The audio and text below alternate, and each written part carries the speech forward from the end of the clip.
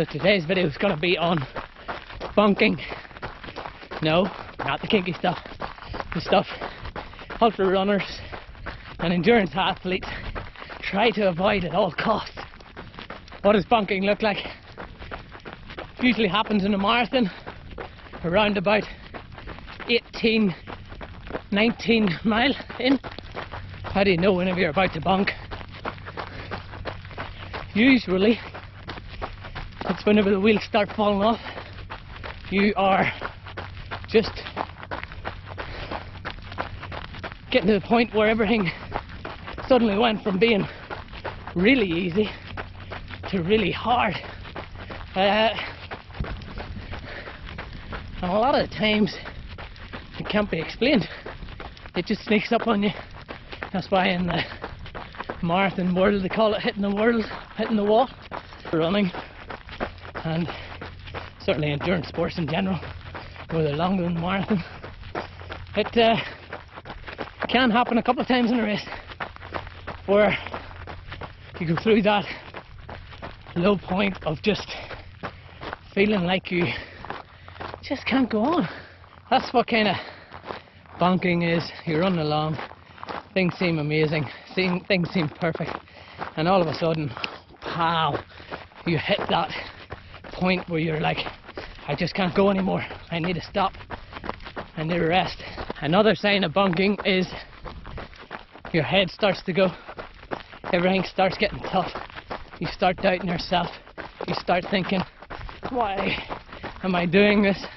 How did I think I was ever going to do it? Everything starts going wrong in your head, negativity creeping up,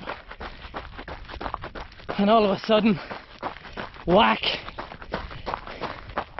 you're walking again. Glenn, does this bunking just happen? Is it just that one thing I'm running along and the next thing, whack, I can't do it anymore? Quite often not.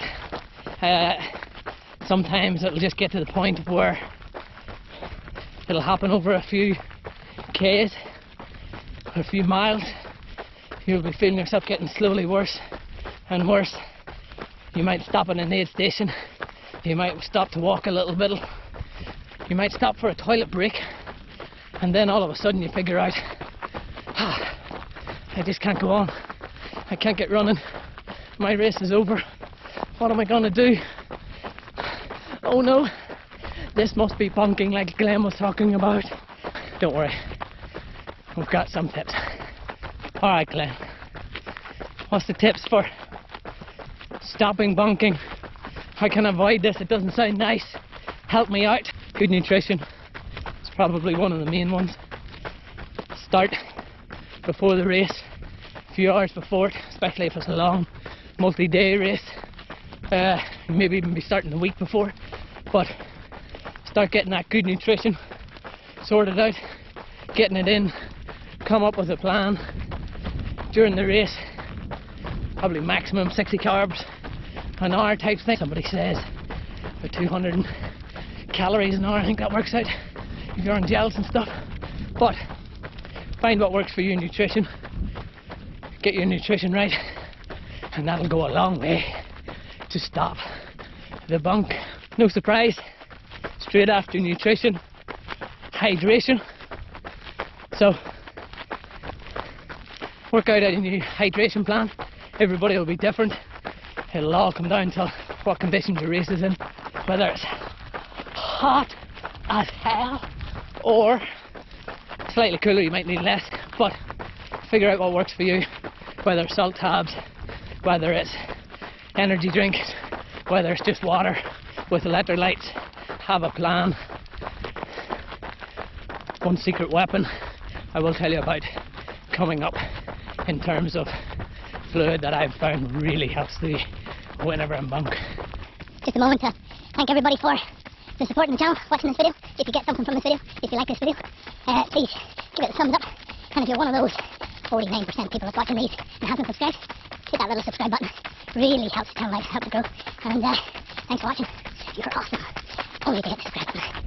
Now, the food, the hydration, two really critical ways to stop bunking.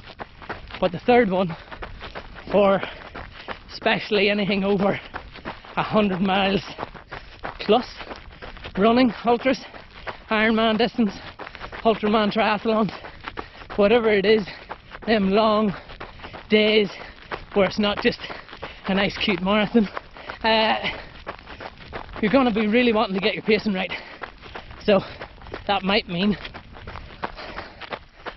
like this old wise guy, going off heart rate whenever it gets too high, walking a little bit, letting it settle down, and then running again. Pacing, another critical part to avoid the dreaded bunk. Okay, Glenn, I now know about what bunking is. I know ways of stopping the bunk by good nutrition, good hydration, and good pacing. But I'm an ultra runner. I'm a triathlete. I'm messed up. I can feel this bunk thing that you're talking about coming on. What am I gonna do? First thing you're gonna do is you're gonna slow it down. You're gonna ease back to pace. You're gonna let that heart rate settle. You might even have to start walking. Let everything settle down. Because trust me, you keep pushing it, unless you're within the final K, or the final 2Ks, it's gonna turn out bad. I've made that mistake. So, my advice to you is ease off, slow things down, relax the body, get into a little bit of a run, walk strategy going, especially if it's in a 100-mile race or a 200-mile trail race, because I can guarantee you, if this is day 1, you're gonna bunk again on day 2, on day 3, and if you can limit to bunking once or twice a day, and again, ultra terms, running terms, bunking is bad. Other parts of the world, bunking's good, not here. So limit it to as little as possible. If you feel it coming on, stop it before you get deep into that hole. Let the body recover. And it might just really save you losing a lot of time. Alright, we've slowed things down. We now feel like we took the first step into avoiding this bunk. What else can I do? Okay, check my eating and my drinking, because that was one of the things that could have been leading me to bunking in the first place. Was I eating enough? Was I drinking enough? Maybe not. Now that I've slowed things down, my body can get things on. I'm going to start eating. I'm going to start drinking more. I'm going to start getting on top of my nutrition so that I can get this race finished.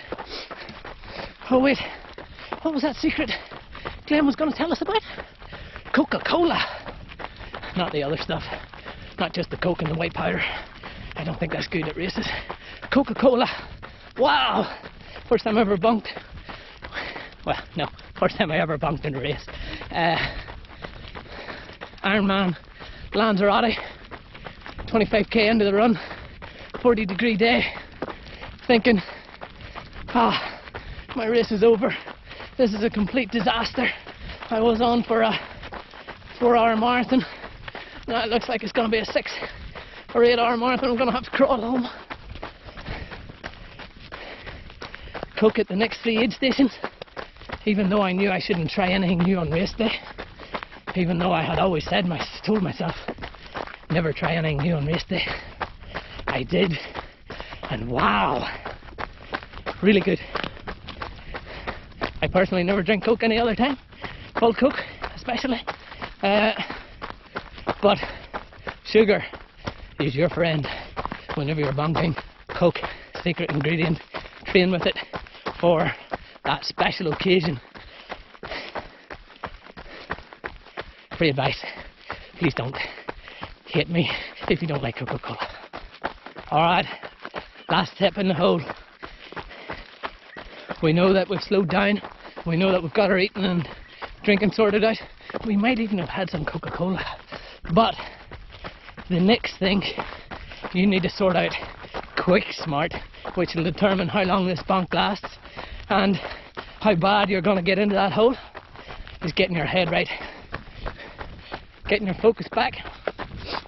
Analysing what went wrong. Analysing, not beating yourself up about what went wrong. Analysing, how did I get here? Let's not do that again. Forget it. Look at what you can do. I can run for 10 seconds. I can run to the next light post. I can run to the next road marker. I can run to the next white line. I can just run up this hill. Although you shouldn't be running up hills if you're bunking. But I can just run around the corner. Give yourself little targets. Focus on that little target. And you might have to do that 1,000 times. If you have to say, I'm going to run for 10 steps, I'm going to walk for 10, and I'm going to repeat that until I'm running continuously, that's what you do.